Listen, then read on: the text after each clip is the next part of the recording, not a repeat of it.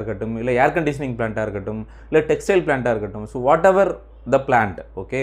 So அந்த பிளான்ட்டோடைய plant energy பெர்ஃபார்மன்ஸை கண்டுபிடிக்கிறதுக்கு உங்களுக்கு மொத்தம் வந்து பார்த்தீங்க அப்படின்னா ஃபஸ்ட்டு தெரிய வேண்டியது வந்து பார்த்தீங்க அப்படின்னா ப்ரொடக்ஷன் ஃபேக்டர்ஸ்.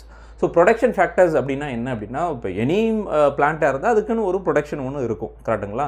அந்த ப்ரொடக்ஷன் ஃபேக்டர் அப்படின்றது வந்து பார்த்தீங்க அப்படின்னா ஒரு கரண்ட் இயருடைய ப்ரொடக்ஷனுக்கும் ரெஃபரன்ஸ் இயருடைய ப்ரொடக்ஷனுக்கும் இடையே உள்ள டிஃபரன்ஸாக இடையே உள்ள அந்த ரேஷியோ தான் வந்து பார்த்திங்க அப்படின்னா நம்ம ப்ரொடக்ஷன் ஃபேக்டர் சொல்கிறோம். So production factor is nothing but is ratio to the current year production to the reference year production. So இந்த ரெண்டுத்துக்கும் உள்ள ரேஷியோ தான் வந்து பார்த்திங்க அப்படின்னா ப்ரொடக்ஷன் ஃபேக்டர் அப்படின்னு சொல்கிறோம். இந்த ப்ரொடக்ஷன் ஃபேக்டர் இது வந்து பார்த்திங்கன்னா இட் இஸ் யூஸ்டு, இது எதுக்கு இது வந்து யூஸ் ஆகுது அப்படின்னா, இப்போ கரண்ட்டாக, அதாவது இப்போ கரண்ட் இயரில் ஒரு ப்ராடக்டை வந்து நம்ம வந்து மேனுஃபேக்சர் பண்ணுறதுக்கு, கரண்ட் இயரில் நம்ம மேனுஃபேக்சர் ஒரு ப்ராடக்ட்டை பண்ணுறதுக்கு எவ்வளோ எனர்ஜி தேவை அப்படின்றத வந்து நம்மளுக்கு மெஷர் பண்ணுறதுக்கு தான் இந்த ப்ரொடக்ஷன் ஃபேக்டர் யூஸ் ஆகுது.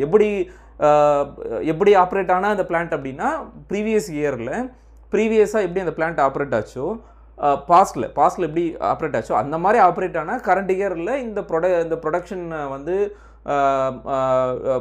மேனுஃபேக்சர் பண்ணுறதுக்கு எவ்வளோ எனர்ஜி தேவைப்படுது அதை சொல்கிறது தான் வந்து இந்த production factor. So the production factor is used to measure the energy that would have been required to produce the production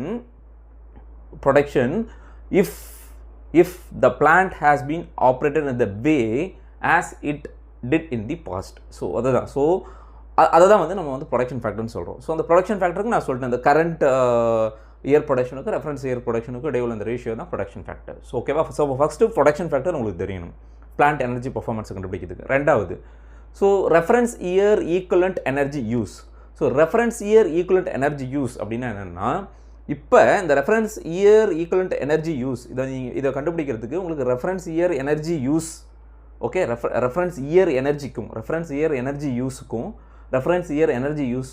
யூஸ்ன்றத வேல்யூவை இன்ட்டு ப்ரொடக்ஷன் ஃபேக்டர் கூட நீங்கள் மல்டிப்ளை பண்ணிங்கன்னா, so reference year equivalent energy use என்னன்றது உங்களுக்கு தெரிஞ்சிடும், ஓகேவா? So reference year equivalent energy use வேணும் அப்படின்னா you have to multiply, okay, you have to multiply two terms. One is production factors and another one is equivalent energy use. Okay, sorry, reference energy use, not equivalent, reference energy use. The reference energy using production factor நீங்கள் multiply பண்ணிங்கன்னா உங்களுக்கு reference year equivalent energy use என்ன அப்படின்றத வந்து நீங்கள் கண்டுபிடிச்சிடலாம். So இந்த equivalent, இந்த reference year equivalent energy use அப்படின்றது is the energy to produce the current year production, okay, current year ப்ரொடக்ஷனை வந்து உங்களுக்கு வந்து ப்ரொடியூஸ் பண்ணுறதுக்கு கரண்ட்